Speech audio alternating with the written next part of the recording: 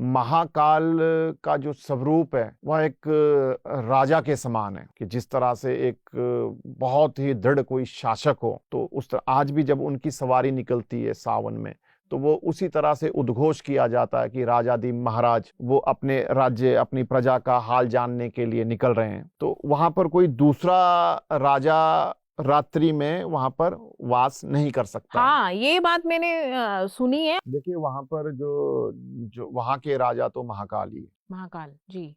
और कोई दूसरा राजा उनके उनके सम्मुख बहुत बौना है, बहुत छोटा है। इसका एक दूसरा अर्थ यह भी है कि वो किसी का अभिमान स्वीकार नहीं करते हैं, कि कोई उनके उनके आगे या उनके गण ही स्वीकार नहीं करते हैं, कि एक तरफ इतना उनका विराट स्वरूप और एक कोई छोटा सा मनुष्य आकर अगर अपने आप को यह कहे कि वो भी किसी राज्य का राजा है, तो वो एक कहीं ना कहीं उनका अनादर है। उन्हें सम्मान देने के लिए और दूसरी तरफ से कि व्यक्ति के अंदर कोई किसी तरह का अहंकार ना रहे, उस भाव के रूप में किसी दूसरे राजा का वहां रुकना उचित नहीं है और ना ही रुकते हैं। अच्छा, एक और बात मैंने वहां के बारे में सुनी थी, महाकाल के बारे में, कि वहां पे जो शादियां होती हैं उज्जैन में, और अगर कोई बारात का जो जाने का जो रास्ता है वो अगर महाकालेश्वर मंदिर के आगे से कोई रास्ता पड़ रहा है, तो वो जो दूल्हा भी अगर घोड़ी पे बैठा हुआ है तो वो उस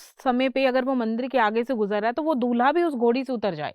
देखिए ये हमारी एक प्राचीन परंपरा है, हमारे सनातन के संस्कार है कि यदि कोई बड़ा संत, कोई बड़ा सम्मानित व्यक्ति अगर आपके सम्मुख खड़ा है, तो आप उसके सम्मुख से किसी घोड़े के ऊपर विराजमान होकर नहीं जाएंगे।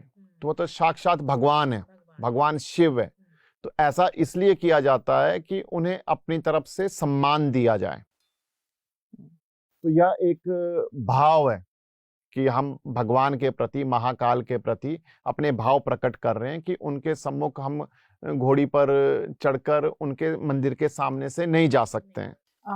महाकालेश्वर जैसे आपने बताया कि तंत्रोक्त विधि से है और दक्षिण मुखी शिवलिंग माना जाता है, और वो मैंने ये भी पढ़ा है कि जो महाकालेश्वर का शिवलिंग है वो हमारी भूमध्य रेखा के ऊपर ऊपर स्थापित है।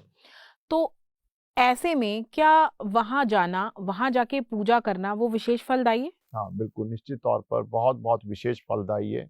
किसी के ऊपर काल सर्प दोष है, किसी के ऊपर अकाल मृत्यु का दोष है, किसी के ऊपर कोई तंत्र मंत्र बाधा या किसी भी तरह का अभिचार कर्म का दोष है, तो ऐसे लोगों को तो निश्चित तौर पर एक बार अपने जीवन में महाकाल के दर्शन करने के लिए जाना चाहिए।